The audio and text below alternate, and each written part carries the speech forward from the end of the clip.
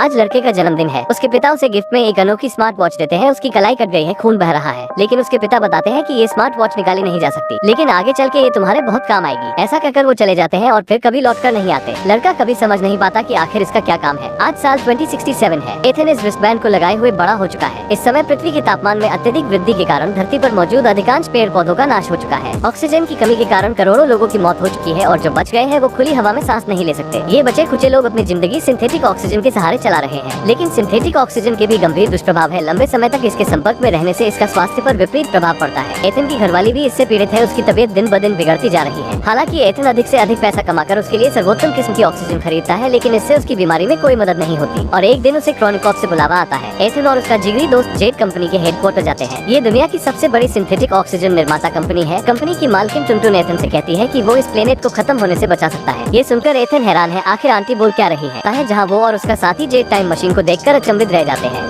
और उससे भी ज्यादा अचंभा उन्हें इस बात का होता है जब एक साइंटिस्ट उन्हें बताता है कि साल 2474 से उन्हें एक मैसेज आया है जिसमें कहा गया है कि एथन को यहाँ टेलीपोर्ट करो, जिससे ये भी साबित होता है कि इतने सालों के बाद भी मनुष्य विलुप्त नहीं हुए हैं और निश्चित है उस वक्त में ऑक्सीजन की समस्या का समाधान हो चुका है। टुनटुन एथन को यकीन दिलाती है कि अगर वो वहाँ पहुँच गया और उसने एंटीडोट पा लिया और उसे वापस यहाँ ले आया तो वो इस समय के लोगों को बचा सकता है। लेकिन एथन को समझ नहीं आता कि इस काम के लिए आखिर उसे ही क्यों चुना गया है। वो नहीं जानता कि उसे ये जोखिम लेना भी चाहिए या नहीं। वो अपनी बीवी को अकेले छोड़कर नहीं जाना चाहता, लेकिन जब वो सोचता है कि उसकी बीवी भी तो ऑक्सीजन की बीमारी से पीड़ित है तो वो इस मिशन के लिए तैयार हो जाता है। अगले दिन एथन टाइम मशीन में बैठकर समय में 400 साल आगे चला जाता है। वो देखकर चकित है कि इस समय की पृथ्वी पेड़ पौधों से भरी है। ऑक्सीजन की कोई कमी नहीं है, लेकिन मानव जीवन समाप्त हो चुका है और शहर के शहर तबाह हो चुके हैं। इसका मतलब इंसानों को ऑक्सीजन का कोई हल नहीं मिल पाया और उसका विनाश हो गया। लेकिन अगर ऐसा होता तो इस समय से 400 साल पहले किसने ये संदेश भेजा कि एथन को यहाँ भेजो। अब अपने स्मार्ट डिवाइस का अनुसरण करते हुए एथन एक खास जगह पर पहुँचता है। वो वहाँ पड़े एक कंकाल को देखता है जिसके खोपड़ी पर एक गोली का निशान है। और उससे भी ज्यादा डराने वाली बात है कि उसने वही कपड़े पहने हैं जैसे एथन ने पहने हुए हैं और उसके कपड़ों पर भी उसके नाम का टैग लगा है। यहाँ तक कि उनकी इलेक्ट्रॉनिक रिस्टबैंड भी एक जैसी है, केवल उनके एलईडी के रंगों में फर्क है। साफ है एथन भी उसी की तरह यहाँ मरने वाला है। उसे उस मरे हुए एथन का स्मार्ट डिवाइस मिलता है जिसमें उसे आखिरी रिकॉर्डिंग मिलती है। उस रिकॉर्डिंग में उसे अपने अलावा एक दूसरे आदमी की आवाज सुनाई देती है जिसने उस एथन को मारा था। ये सब सुनकर एथन बहुत ज्यादा डर जाता है। अब रात होती है और एथन को भूख लगती है तो वो एक जंगली फल तोड़ कर खा लेता है। जब उसकी नींद खुलती है वो अपने सामने अपने साथी जेट को बैठा पाता है। वो बताता है जब उसने जहरीले बेर खा लिए थे तो साइंटिस्ट को वहाँ इसका पता चल गया था, इसलिए उन्होंने मुझे यहाँ टेलीपोर्ट किया ताकि मैं तुम्हें बचा सकूं। अब दोनों मिलकर जल्दी ही एक दूसरे लोहे के दरवाजे का पता लगा लेते हैं जहाँ एक अत्याधुनिक स्कैनर बाहर निकलता है जो एक लाल प्रकाश द्वारा एथन की आंखों को स्कैन करता है, जिसके बाद खुद ब खुद दरवाजा खुल जाता है। अब दोनों अंदर जाते हैं जहाँ उन्हें एक कंप्यूटर मिलता है जिसमें लिखा है एथन तुम्हारा स्वागत है। एथन एंटर की दबाता है तो उसके हाथ पर बंधी रिस्टबैंड कसने लगती है, जिसके तुरंत बाद उसके एलईडी का रंग बदलकर लाल से हरा हो जाता है और अगले ही पल वहाँ मौजूद सारे उपकरण जागृत हो जाते हैं, जिनमें से एक टाइम मशीन भी है। ये देखकर वो हैरान रह जाते हैं क्योंकि ये वही लैब है जहाँ से टेलीपोर्ट करके उन्हें यहाँ भेजा गया है। अब टाइम मशीन एक्टिवेट हो चुकी है जो अगले 4 घंटों में वापस 2067 से कनेक्ट हो जाएगी। एथन को ये सब कुछ पहले से ही प्लान किया हुआ लगता है। उसे जेट का उसके पीछे आना भी शक पैदा करता है। एथन सच्चाई का पता लगाने की कोशिश करता है। वो यहाँ घटी पिछले समय की गतिविधियों को देखता है जहाँ उसे पता चलता है कि ये उसके पिता थे जिन्होंने इस टाइम मशीन को बनाया था। अब अचानक सिस्टम बंद पड़ने लगता है क्योंकि लैब को रिपेयर की जरूरत है, जिसके कारण पावर सप्लाई सिस्टम में खराबियां आ गई है। अब अगर 4 घंटों में पावर की समस्या का हल नहीं किया गया तो वो दोनों कभी भी वापस नहीं लौट पाएंगे। दोनों ऊर्जा की तलाश में शहर की तरफ बढ़ते हैं,